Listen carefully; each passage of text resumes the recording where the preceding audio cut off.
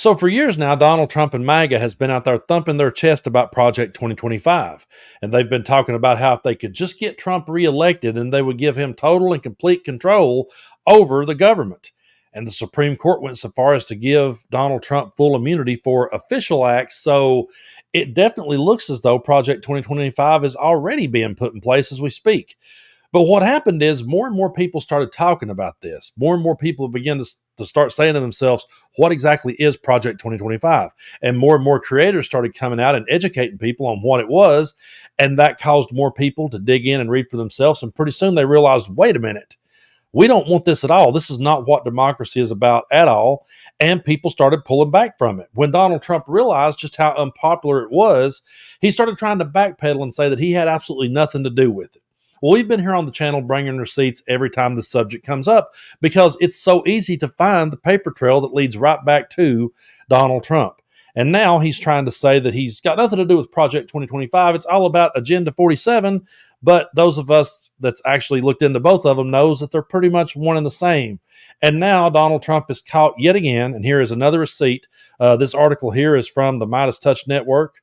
And this is J.D. Wolf reporting. Trump announces Project 2025 contributor will join his Agenda 47 policy tour in Wisconsin. Now, take a look at this, folks.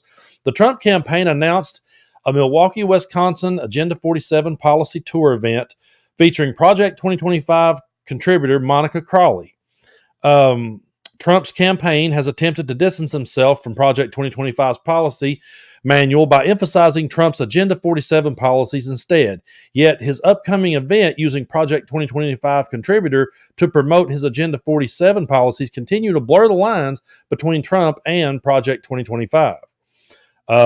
Project 2025's policy manual, called Mandate for Leadership, contains extreme policy proposals written by former Trump officials and others who support him. The Project 2025 manual contributors as those who are generously volunteered their time and effort to assist the authors in the development and writing of the volume's 30 chapters. Monica Crowley's name is listed in the opening section of Project 2025 as a contributor.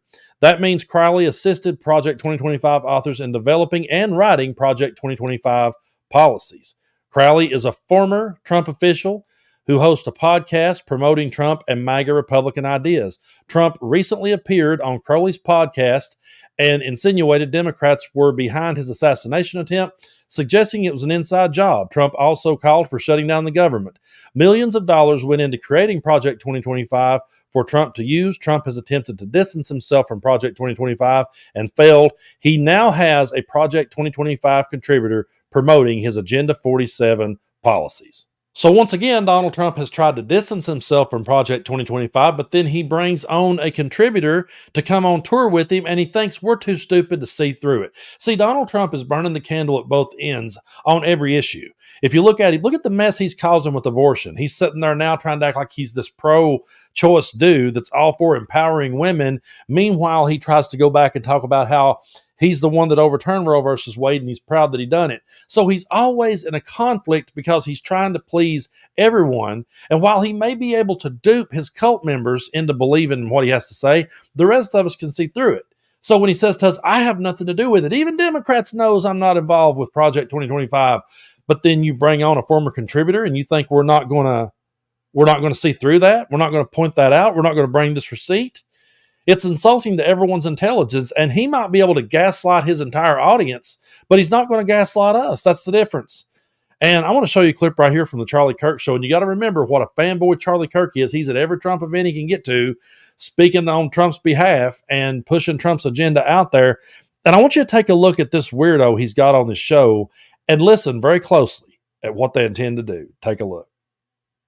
In order to remedy this sort of great imbalance or this usurpation of the legislative and judicial branches over the executive branch, which has become the Democratic branch with a small d, and thus has been rendered utterly toothless in the sense that the president himself has power over the government. The only remedy for this wrong is to put the president entirely in charge of the government.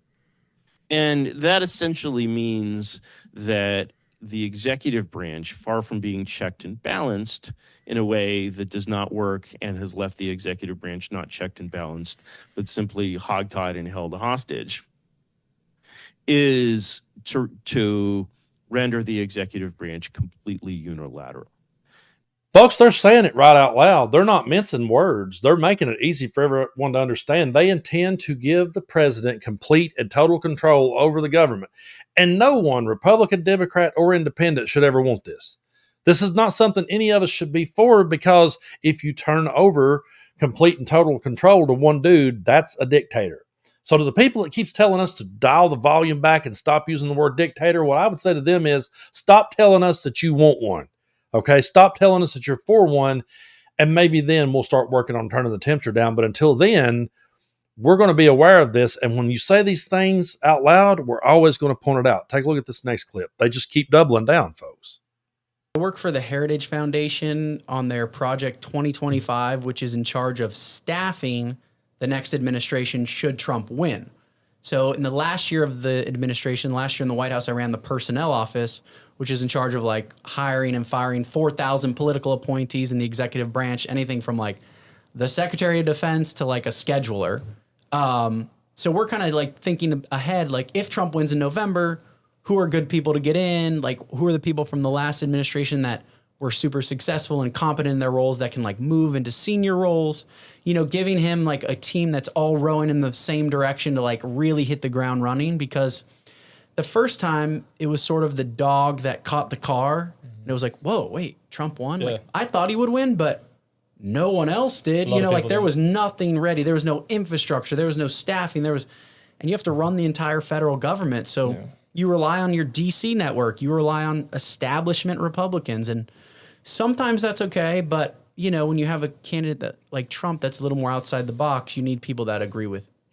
You see, folks, that's all it's about. Find people who agrees with Donald Trump. Don't rely on anyone that's actually qualified to do their job. Just fire everyone and surround Trump with people who will just say yes to him. That's what they're saying out loud. But Tim Walz said it best. He said, whenever someone writes up a playbook, they intend to use it. And folks, they've been working on Project 2025 for a long time, and they absolutely intend to use it. And the more people like us digs into it and the more we bring it to light, the more unpopular it becomes. And they just keep talking about how they're going to push it through whether we like it or not. When someone says to you that they're not for democracy, then they're not willing to have a debate with you. So if someone says that they would love to debate you, but they're not for democracy, remind them that you can't have a debate if there's no democracy, if your side can't be heard. And this country was never supposed to be run by one dude who had complete control over everything. Because first of all, no one could know about everything. They would have to surround themselves with experts in that field and pull from them. But Trump doesn't do that. This guy thinks he's the expert on everything, and he has duped these people into believing he's the expert on everything. He said himself, all he has to do is talk to somebody for 5 minutes, and he'll know everything he has to know to make earth-shattering decisions. Who in their right mind would even say something like that? Anyone would stop and say, wait a minute, I need more time to educate myself on this and learn about it. But not Trump, because he wants to be able to walk in and go, oh, I want to do this, I want to do that, and everyone just roll with it. He doesn't want anyone who will bring the checks and balances. He doesn't want anyone who will bring any accountability. He wants to go into this next presidency with no guardrails whatsoever.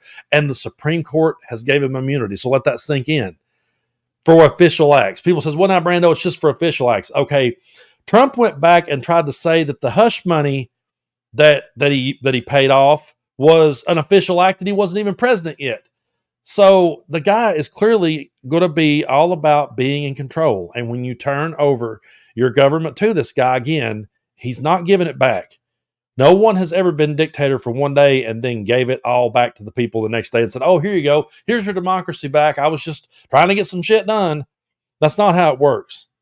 But we need to keep bringing these receipts constantly here on the channel, and everyone out there that does this type of content, I encourage all of you, keep bringing these receipts and keep showing them for exactly who they are. And folks, before we go, I just want to thank everyone out there. We did it. We hit 300,000 subscribers here on the channel. I appreciate you guys so much, because it was just back in March that, or April, when I got that plaque. We hit 100,000 in in March, and I think I got it by April. So I just hung that plaque up a few months ago, hit 100,000. We've already tripled that. And so I truly appreciate each and every one of you for coming along on this ride with me. We're going to keep bringing the truth. We're going to keep bringing receipts, and we're going to win this thing come November. And we cannot ever take our eye off the ball. When we elect Kamala Harris and Tim Walz, trust me, we're just kicking this Project 2025 can down the road. They're not going to go away. They're hell bent and determined on doing this. So buckle up and get ready to fight this for a long time.